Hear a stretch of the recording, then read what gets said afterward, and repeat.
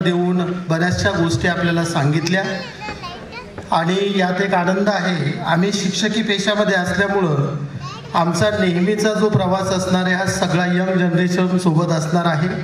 म्हणजे मी 60 वर्षाचा जरी झालो तरी 20-22 वर्षाच्या मुलाला शिकवणार आहे। त्यामुळे हा जो सामाजिक बदल घडणारा आहे तो शिक्षक चांगल्या पद्धतीने बघू शकतो। सरांनी काही मुद्दे सांगितले, त्यापैकी एक कौशल्य ज्याला आपण स्किल्स कसे डेव्हलप केले पाहिजे। त्यानंतर एज्युकेशन म्हणजे पैसा कमवण्याचं साधन नव्हे तर तुमच्यामध्ये बिहेवियरमध्ये वागण्यामध्ये बदल घडला पाहिजे हे देखील सांगितलं।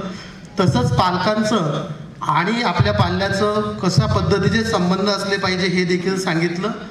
यासोबतच स्वतःच्या प्रगतीसोबतच सामाजिक जाणबाण ठेवून समाज देखील कसा घडवता येईल हे देखील प्रत्येकानं समजून घेतलं पाहिजे आणि पालकांचं वागणं कसं पाहिजे आणि त्यासोबतच मुलाचं किंवा मुलीचं वागणं पालकांसोबत कसं पाहिजे हे देखील त्यांनी सांगितलं। यातनं एक महत्त्वाचं आहे काळानुसार बदला आणि त्यांनी दररोजच्या जीवनातले उदाहरणं देऊन आपल्याला सांगितलं। आणि यामध्ये change is the only permanent thing in life, म्हणजे बदल ही एकमेव अशी गोष्ट आहे की जी आपल्या जीवनामध्ये बदलत नाही। आणि सगळ्यात महत्त्वाचा, गेले 17 वर्ष झाले मी शिक्षण क्षेत्रामध्ये आहे। रिसर्च सरांनी संशोधन या विषयावर देखील प्रकाश टाकला, कारण भारतामध्ये शिक्षण खूप आहे, ग्रॅज्युएशन पोस्ट ग्रॅज्युएशन आहे, पण त्यासमोर संशोधनावर ते आपल्याकडे जास्त भर दिला जात नाही। ते देखील त्यांनी विद्यार्थ्यांनी त्याकडे लक्ष द्यावं हे सांगितलं। त्यासोबतच AI टेक्नॉलॉजी कशी आत्ता आपण यूज करतो आहोत, म्हणजे एका भाषेत बोलल्यानंतर कसं वेगवेगळ्या भाषांमध्ये त्याचं आपण बदल करू शकतो हे देखील सांगितलं। आणि जगानुसार काळानुसार बदलावं हे फार महत्त्वाचं आहे।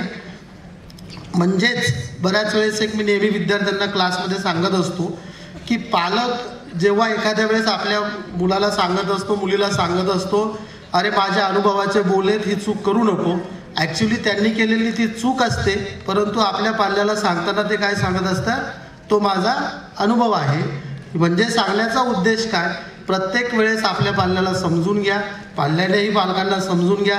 अशा पद्धतीनं सर आपण खूप चांगल्या पद्धतीनं इथं जमलेल्या सगळ्या पालकांना आणि सगळ्यांना मार्गदर्शन केलं, विद्यार्थ्यांना मार्गदर्शन केलं आणि एक प्रकारची त्यांच्यामध्ये ऊर्जा भरली आणि सगळ्यांनी नेहमी हसत राहावं, चांगलं जीवन जगावं हा मोलाचा संदेश तुम्ही आम्हाला दिला, त्याबद्दल तुमचे मनपूर्वक धन्यवाद। यानंतर